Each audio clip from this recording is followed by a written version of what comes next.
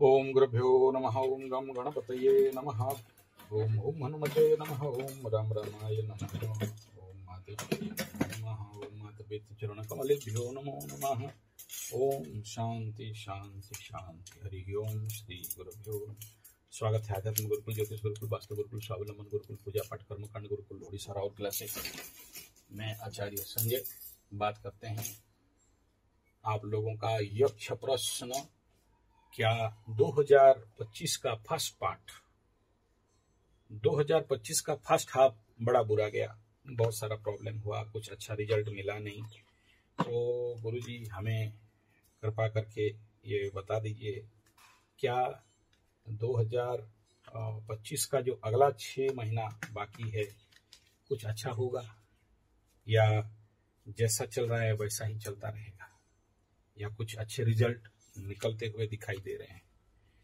2025 first half जो बहुत सारा कुछ आशा बांध के रखे थे कि कुछ अच्छा होगा, लेकिन 2025 से अब तक बल्कि कहीं से भी शुभ संवाद, कोई अच्छा रिजल्ट आंखों दृष्टा मिल नहीं रहा है।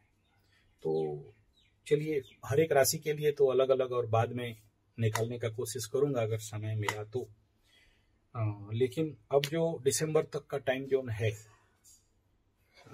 हमें थोड़ा सा मन को शांत करें ये प्रश्न का उत्तर देके कि क्या होने वाला है। देखिए, इस समय इसको अगर हम लोग प्रश्न कुंडली में उतारते हैं तो इस समय वर्तमान इसी समय जब वीडियो बना रहा हूं, हालांकि बहुत सारे लोगों का क्वेश्चन था, तुला लग्न में इस समय आ रहा है तुला लग्न का ऊर्जा। और इस तुला लग्न में जो आप अगर होरा को देखते हैं तो ये बहुत बहुत पॉजिटिव एनर्जी नहीं दिख रहा है।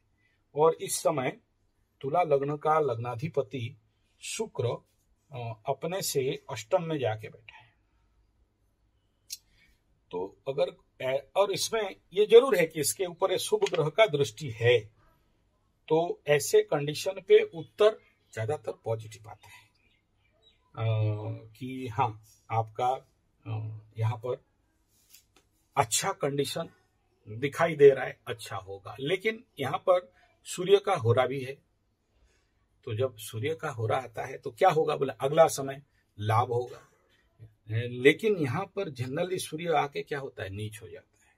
जब यहाँ का एनर्जी प्रश्न कुंडली के अनुसार ड्रॉप डाउन कर रहा है तो यहाँ पर हम लोग बहुत पॉजिटिव नहीं कहेंगे, क्योंकि शुक्र अपने से अष्टम। लेकिन एक मजा क्या है कि स्वग्रही है, अपने घर में है, तो बृहस्पति का दृष्टि है, कालपुरुष का सप्तम व्यवसाय का घर है, बैलेंसिंग का घर है। तो उत्तर क्या होगा कि जो लोग अगला समय में अपने को बैलेंसिंग करेंगे, अपने को टाइम देंगे, अपने ऊपर काम करेंगे, कुछ नया चीज सीखने का कोशिश करेंगे, नया रिसर्च करेंगे, उन लोगों के लिए ये जो 2025 का अगला समय अच्छा जा सकता है। सबके लिए अच्छा मतलब नहीं जाएगा, सब क्षेत्रियों के लिए नहीं जाएगा। अच्छा, जो लोग का 7.5 चल रहा है, कुंभ राशि, मीन राशि, मेष राशि, ढैया सिंह राशि, धनु राशि, पनौती वृश्चिक राशि, इनके लिए ये कंडीशन क्या रहेगा? नेचुरल बात है कि इनके लिए थोड़ा सा चैलेंजेबल कंडीशन रह सकता है, जिनको जो कि इतना सहज और सरल में नहीं होगा। यानी इनके लिए क्या रहेगा, चैलेंजिंग कंडीशन बिल्डअप होते हुए दिखाई दे रहा है। यानी इनके लाइफ अभी जो बाकी 6 महीना बाकी रह गया है, इसमें ऑब्स्टकल्स, बाधा विघ्न, और एक प्रकार का पुल ऑफ एनर्जी, मतलब एक खिंचाव देने वाला है।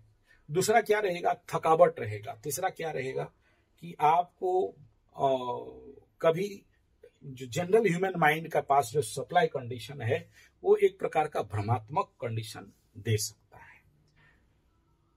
जो लोग इस समय शनि नॉन सपोर्टिव कंडीशन पे पड़े हैं, अगर इसी प्रश्न को हम लोग अगर टारो कार्ड को पूछते हैं कि भाई 2025 और अगला 6 महीना ओवरऑल एक शब्द में एनर्जी बता दो, हाँ या ना, पॉजिटिव या नेगेटिव, अच्छा होगा या बुरा होगा।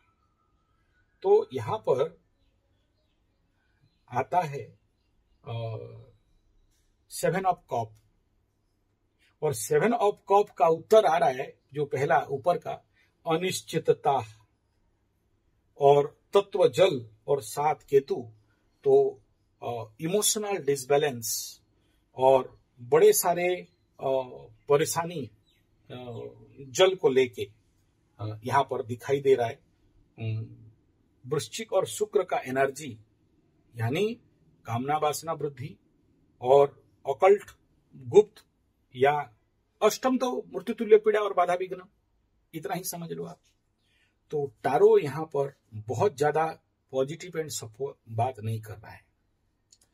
इसमें 2025 का जो अगला 6 महीना है, अगर एक लाइन पे कहा जाए, ये अवास्तविक एनर्जी को और भ्रम देने का काम करेगा। देखो केतु का मंत्र क्या है, धूम्रवर्णाय विद्महे सर्परूपाय धीमहि। तो धूम्र मतलब जो धुआं है, जो दिखाई नहीं, नो क्लियर विजन। तो और ये व्यक्ति, जो लोग आदर्शवादी हैं, डिसिप्लिन वाले हैं, उनके लिए थोड़ा बहुत ठीक ठाक रह सकता है, लेकिन सबके लिए ये नहीं रह सकता है। और इसके समय अगर हम लोग बात करते हैं कि इमोशनल लेवल को जो लोग कंट्रोल कर लिया, तो 2025 के आखिरी 6 महीना आपके लिए कुछ सुइटेबल, शुभ और सफलतम फल लेके आ रहा है। बात करते हैं एस्ट्रोलॉजिकल कंडीशन ऑफ प्लैनेट्स। जो 6 महीना है, ये 6 महीना में सूर्य नीचे का 6 घर यानी कर्क से लेके धनु तक का गोचर रहेगा। सबसे पहला अपने घर में गोचर करेगा। देख लो यहां पर जो रिजल्ट क्या है। तो हम लोग इस समय ये बात कर रहे थे कि सूर्य का गोचर परिणाम कैसा आ रहा है। हम लोग केवल सूर्य सिद्ध को थोड़ा सा सिद्धांतिक लेवल पे तो नहीं जाएंगे, लेकिन एज पर सूर्य सिद्धांत बोल दो या सूर्य गोचर बोल दो, हम लोग कैसे अनुभव करेंगे। सबसे पहला, सूर्य इस समय अपना घर में घुसेगा। इस महीना का प्रारंभ मतलब 6 महीना का नेक्स्ट सीजन में, उससे पहले कर्क में घुसेगा। कर्क ब्लॉक था, बुध यहां पर फील्ड बनाया है। इस महीना चतुर्थ में आना कालपुरुष कुंडली का, तो चलो आयन दक्षिणायन पुत्रायन चेंज हो गया। तो यहां पर एक पॉजिटिव गोचर हम लोग कह सकते हैं, क्योंकि इसमें, लेकिन इस समय कालसर्प भी पड़ा हुआ है। तो कालसर्प में क्या होगा, ये आबद्ध हो जाएगा, बहुत अच्छा फल दे नहीं पाएगा। और सूर्य का भी मैं ऑलरेडी निकाल दिया हूं, कर्क राशि में सूर्य का फल बहुत पॉजिटिव फल नहीं है। तो यहां पर 20-25% का फल मिल रहा है। उसके बाद सूर्य अपना घर में घुसेगा सिंह राशि में। सिंह राशि में घुस के देखा कि वहां केतु मंगल पहले से भिड़ा के बैठे हैं, उखाड़ नहीं सकता। कन्या में जाएगा, शनि के दृष्टि में आएगा, और ज्यादा झोल झमेला झंझट झगड़ा। तो 2025 का आखिरी 3 महीना तो ऐसे ही टेढ़ा खीर हो गया। चतुर्थ में आएगा तो नीच हो जाएगा। तो क्या उखाड़ लेगा सूरज, तो समझ लो कि ये तो अक्टूबर तक का तो एनर्जी चला गया। उसके बाद पंचम में वृश्चिक में जब आएगा, ये तो कालपुरुष का अष्टम स्थान है, यहां थोड़ा बहुत कुछ अच्छा फल देने के लिए कोशिश कर। किसको देगा, ये मकर का एकादश में हो रहा है तो थोड़ा सा अच्छा देगा, कुंभ का दशम में हो रहा है तो चलो ले दे के थोड़ा सा अच्छा बोलेंगे, कन्या का तीसरा में हो रहा है तो इसको ले दे के अच्छा बोलेंगे। बाकी को लिए बहुत अच्छा यहाँ पर होते हुए दिख नहीं रहा है। तो 2025 का टोटल जो दिसंबर तक का सूर्य गोचर, सूर्य सिद्धांत को अगर देखते हैं, अगला साल सूर्य से ये जो गोचरीय स्थिति है, यानी कर्क राशि से लेके धनु तक हो जाएगा, तो जनवरी महीना शुरू हो जाएगा। तो यहां पर सूर्य अगर बहुत कुछ फ्री एनर्जी दिखा रहा है, तो केवल वृश्चिक सूर्य में ही कुछ अच्छा दिखाई दे रहा है। कर्क में बहुत अच्छा नहीं देगा, 20%। सिंह में वहां ग्रहण लगा देगा। कन्या में आएगा तो शनि पकड़ लेगा। तुला में आएगा तो नीच हो जाएगा। वृश्चिक में आएगा तो अष्टम में जाएगा। धनु में आएगा तो मंगल केतु का दृष्टि में आएगा। तो फिर हम लोग ये जो आशा करके बाहर बैठे हैं कि 2025 और ये कुछ अच्छा रिजल्ट हमको मिल जाएगा, क्योंकि फर्स्ट 6 महीना तो बिगड़ गया, तो शायद अभी कुछ अच्छा हो जाएगा। तो वो दिखाई दे रहा है वृश्चिक का सूर्य, और उसको अभी से प्लानिंग करोगे तो कुछ अच्छा रिजल्ट थोड़ा बहुत आपको मिल सकता है। तो ये था सूर्य गोचर के अनुसार आपके समक्ष जो रिजल्ट है।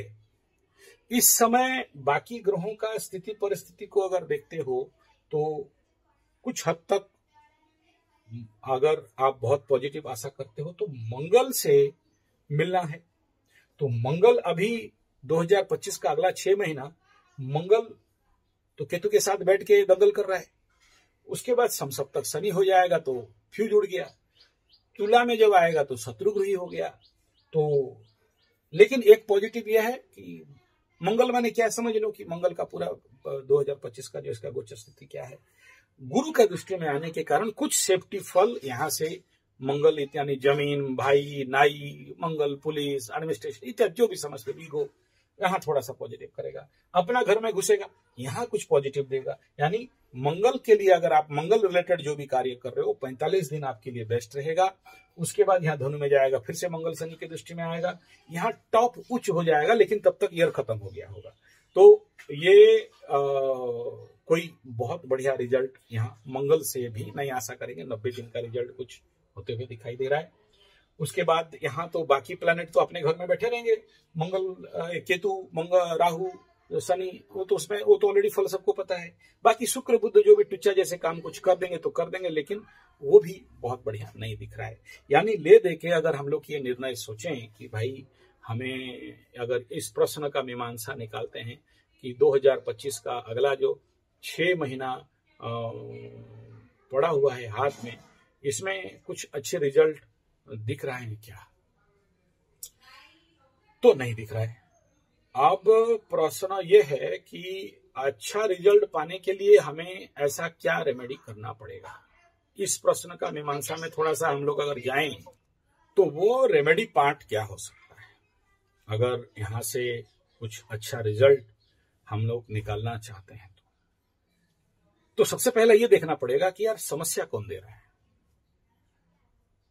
समस्या कोई भी नहीं दे रहे हैं, सब अपने अपने गोचर में चल रहे हैं। फिर रेमेडी किसका करेंगे?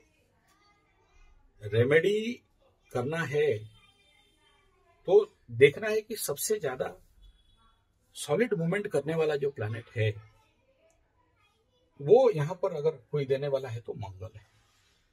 तो मंगल के लिए क्या बेसिक रेमेडी हो सकता है?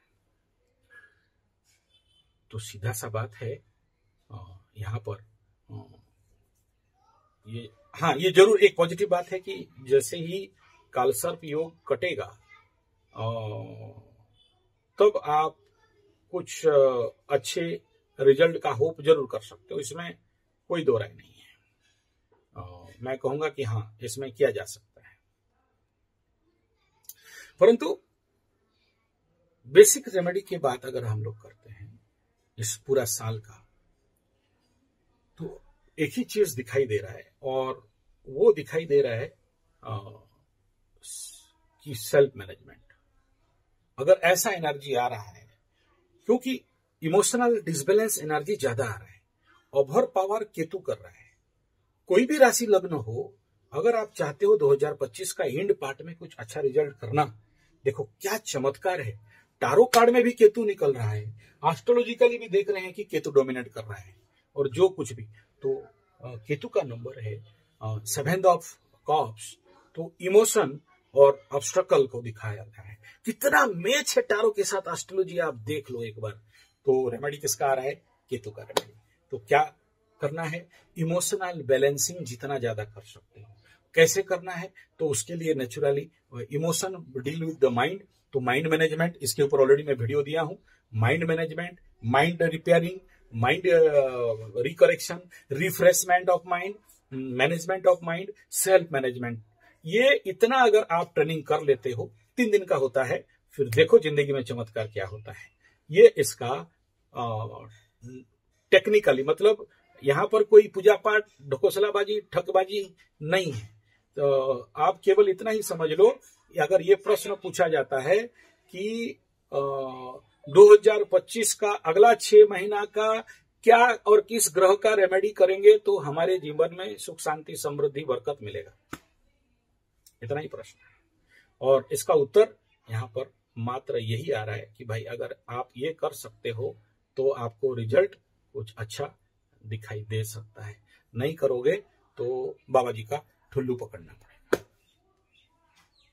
यानी ले दे के यहाँ पर ना राहु का चाहिए ना शनि का चाहिए। मतलब इस समय इतना ही मैं कहूंगा, क्योंकि मेरा astrology, tarot card, palmistry, playing card, dowsing और साथ में मेरा जो पासागोटी, ये सारे मेरे को यही कह रहे हैं कि आने वाला 6 महीना के लिए अगर आप कुछ पॉजिटिव, क्योंकि पहला फर्स्ट 6 मंथ तो बिगड़ गया, बर्बाद हो गया, अगला 6 महीना का अगर कुछ रिजल्ट चाहते हो तो self management, emotional balancing, self balancing और माइंड मैनेजमेंट, अगर इतना आप कर देते हो तो अदरवाइज कॉन्फ्लिक्ट में रहोगे, द्वंद्व में रहोगे।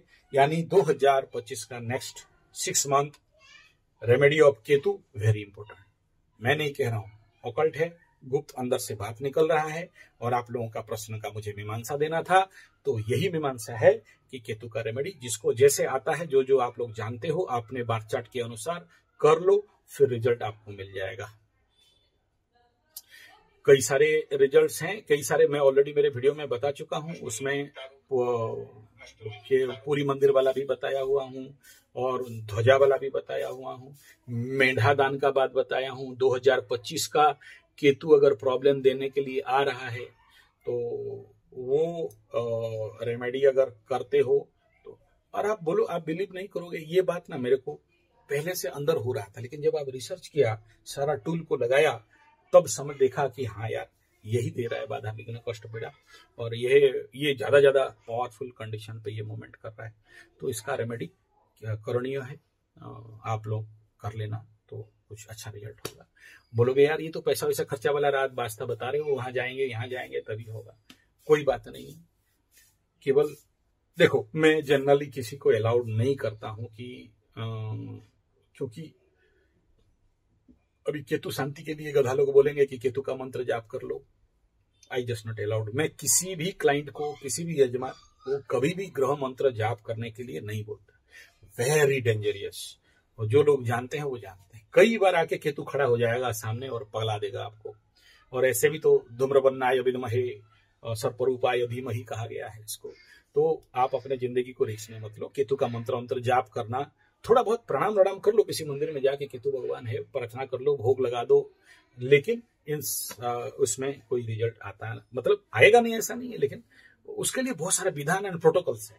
इसलिए केतु मंत्र के पीछे मत पड़ो या खोपचे में लेने का पीछे मत पड़ो। सिंपल फॉर्मूला है, you go to the temple and give, एक मंदिर में ध्वजा और पूजा और एक मेंढा का दान अगर हो सकता है वो कर लो, नहीं होता है तो शिव मंदिर में जाके शरणापन्न हो जाओ। देखना केतु भगवान यहाँ आपको बढ़िया रिजल्ट लाके लाइफ में रख देंगे। यानी ले दे के फिर से वही आ रहा है कि आप अगर आप ये जो भोलेनाथ, शिव शंभू, शंकर बाबा का शरण में जाते हो, रुद्राभिषेक करते हो, ओम नमः शिवाय का जाप करते हो, या किसी भी प्रकार का शिव मंदिर में, क्योंकि राहु और केतु का एक ही की है, और मुख्यतः केतु के लिए शिव भक्ति करना, मंत्र जाप करने का आवश्यकता नहीं है, भक्ति करना, तो जाके आपको कुछ पॉजिटिव रिजल्ट यहाँ पर मिल सकता है, केतु शांति हो जाता है। और जिसके पास पैसा है, टेक्निकली जो लोग बड़े लोग हैं, जो लोग, देखो एस्ट्रोलॉजी गधों का खेल नहीं है, एस्ट्रोलॉजी उनके लिए है जो अमीर है और अमीर बनना चाहते हैं, राजयोग में है और राजयोग होना चाहते हैं, राजा है महाराजा बनना चाहते हैं। रिक्शा वाला, ठेला, गरीब, भिखमंगा, नौकरी क्यों कर रहे हो, कमाना है, कमा क्यों रहे हो, बोला खाना है, खा क्यों रहे हो, बोला सोना है, सो क्यों रहे हो, सुबह उठ के फिर से नौकरी जाना है, ये कोलू का बेल के लिए एस्ट्रोलॉजी नहीं होता है, पूछ पाछ लेते हो, ठीक है। तो जिनको बहुत ज्यादा, तो फिर आपको ऐसे कंडीशन पे इस साल अगर कुछ करना है तो नवग्रह शांति यज्ञ के साथ केतु का शांति का यज्ञ कहीं ना कहीं आपके लिए एक पॉजिटिव डायमेंशन लेके आ सकता है। प्लस ऑलरेडी मैं जो बताया हूं 3 दिवसीय ट्रेनिंग कैंप, 5 दिवसीय, 7 दिवसीय, और जिसके पास ज्यादा टाइम है, कुछ ये 2.5 साल शनि से और 1.5 साल राहु केतु से कुछ पाना चाहते हो, तो भाई टेक्निकल आपको बिल्डअप करना ही पड़ेगा। इसमें कोई दो राय नहीं है, कोई दूसरा उपाय नहीं। न अन्य पंथा विद्यते नाय। और देखो केतु और शनि मीन का क्या बोलते हैं जानते हो, कितना ज्यादा स्पिरिचुअल होते हो। तो रामायण, गीता, भागवत, पुराण, कुरान, इस प्रकार का जितने सारे स्पिरिचुअल टेक्स्ट है उनको ज्यादा जितना अध्ययन करते हो, क्योंकि केतु प्लैनेट ही सुपर स्पिरिचुअल है। देखो बृहस्पति तो थोड़ा बहुत ज्ञान दे देता है, बृहस्पति आध्यात्मिक ज्ञान देगा, थियोरिटिकल ज्ञान देगा, लेकिन केतु सीधा सीधा मोक्ष मुक्ति। दूसरा कोई प्लैनेट नहीं है जो मोक्ष मुक्ति और अध्यात्म पर लेता है। और केतु तभी खुश होता है आप जितना ज्यादा रामायण, गीता, भागवत, पुराण, कुरान, अष्टादश पुराण, मोक्ष विद्या, ब्रह्म विद्या, उपनिषद, वेदांत शास्त्र, इधर जितना ज्यादा जाते हो केतु उतना प्रमुख आनंद हो जाता है। और जितना ज्यादा भजन कीर्तन, हरिनाम संकीर्तन, भक्ति के लिए, तो उसमें ये दो माध्यम क्या है कि मोक्ष मुक्ति। और इधर देखो मीन राशि में शनि को भी ऐसे ही कहा गया है। तो दोनों प्लैनेट कहीं ना कहीं से आपको, लेकिन राहु अंदर कुंभ राशि वो मेटेरियलिस्टिक वर्ल्ड को ले लेता है। तो दो प्लैनेट यहाँ पर आपको धर्म, मोक्ष, मुक्ति की ओर ले रहे हैं। अगर उस फ्लोट में जाओ, यानी कहीं भी गुरु बना लो, उसके ऊपर ऑलरेडी वीडियो दिया हूं, तो फिर केतु आपका एक भी बाल बांका नहीं करेगा, बल्कि पॉजिटिव रिजल्ट देके जाएगा। तो लार्न वेदांत, वेद और गीता एंड भागवत इत्यादि, यही आपका 2025 जो आप लास्ट 6 महीना है, इस 6 महीना में आप समझ लो कि आपका सबसे ज्यादा प्रैक्टिकल रेमेडी